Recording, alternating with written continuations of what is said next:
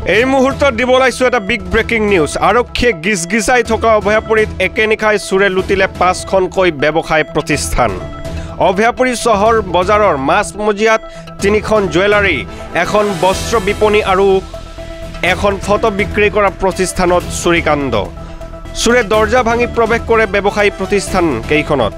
মাতৃ jewellers, new সচিত্ৰা jewellery আৰু golden art নামৰ জুৱেলাৰীৰ পৰা প্ৰায় 2 লক্ষাধিক টকাৰ অলংকাৰ চুৰি কৰাৰ বুলি জানিব পৰা গৈছে।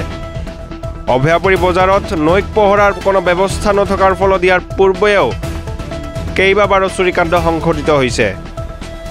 অভয়াপুৰী পৰা নিচালি report, the North East report.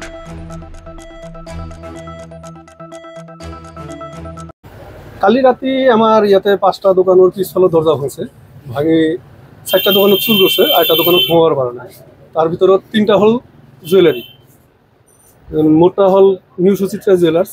পিছফালেদি সোমাই চুকেছত যিমান যি ৰূপাৰ বস্তু আছিল গোটেই লৈছে। ডয়াৰত অলপ চলপ যি সোণা থাকে সেইবিলাক লৈছে। কাৰিকৰৰ ডয়াৰত যিমান সোণা ৰূপা যি আছিল গোটেই লৈ গৈছে। আমাৰ দোকান হ'ল অভয়পুৰী মেইন ৰোডত।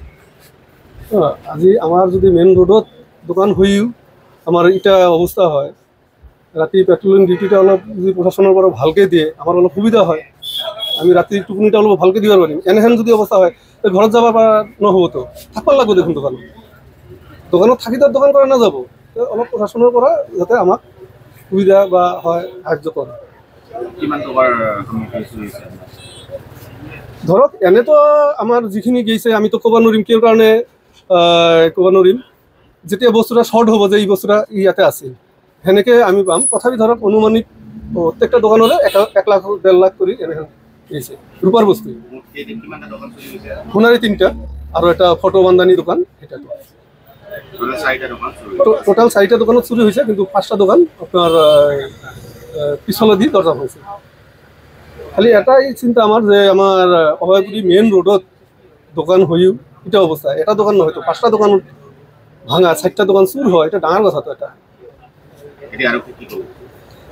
এইখিনি আপোনালোকৰ দ্বাৰা মই প্ৰশাসনক ক'ব খোজোঁ যে পেট্ৰলিং ডিউটিটা অলপ ভালকৈ দিব আৰু আমাক অলপ যাতে নিশ্চয়তা এটা যে না এনেহেন নেক্সটত তাৰ মন নহয়, বেলেগৰ যাতে নহয়, এইখিনি আশা ৰাখোঁ। আমাৰ এই অভয়পুৰী মেইন ৰোডত এই সোণাৰ দোকান পাছফালে ভাঙি চুৰি কৰি লৈ গ'ল। আৰু আমাৰ যিগিলা বস্তু বাহিনী আছিল বাহিৰত, চুকেজ যিগিলা আছিল চব খুলি লৈ গৈছে, উঠাই লৈ গ'ল। আৰু কি কয় ইফালে 3টা দোকান চুৰি হৈ গ'ল। এনেকৈ আৰু মেইন ৰোডত এনেকৈ হ'ল, সেইটো আৰু কি কৰিম আৰু। বেয়া লাগছে, এতিয়াতো বেয়া লাগব। এখন বস্তু কিমান মান টকা? এতিয়া মোটামুটি আমিতো হিচাপ কৰা নাই, মোটামুটি 1.5 লাখ টকা হ'ব ধৰক। আমি তাৰ হিচাপ কৰা নাই, হিচাপ কৰিলেহে ওলাব। কাৰণ যি যি আছিল চব লৈ গৈছে। তামাগিলা থৈ সোণা ৰূপা যি আছিল সেই লৈছে। GSৰ মালগিলা থৈ গৈছে, সোণাগিলা লৈ গৈছে, পাইন টেন যি আছিল চব লৈ গৈছে। কাৰিকৰৰ বস্তু আছিল এইগিলা লৈ গৈছে। একেনিশাতে 5খন দোকান চুৰি লৈ গ'ল। 3খন সোণাৰো, এটা ফটোৰ দোকান, এটা কাপোৰৰ দোকান।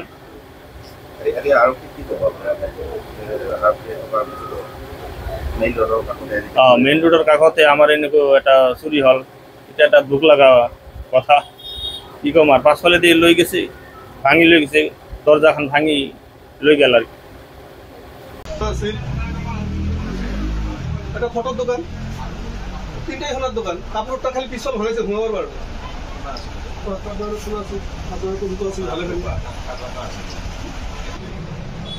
বনোৱা হৈ গৈছে আজি ল'ব দুপারে 20 ঘন্টা দোকান এটাই।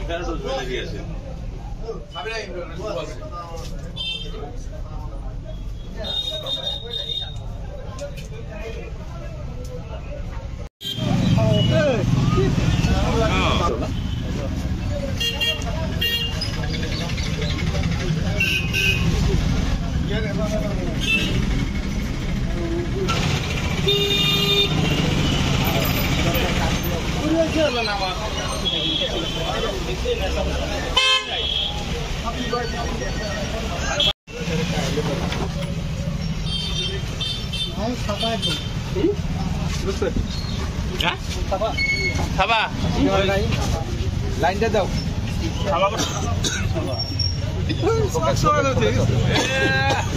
ওপরে তিন খুলছে বুঝে খাবা ওপরে তিন খুলছে আর এখানে নাই এই মুহূর্তে ফ্লাবার নাই মুহূর্তে ফ্লাবার নাই দরজা নাই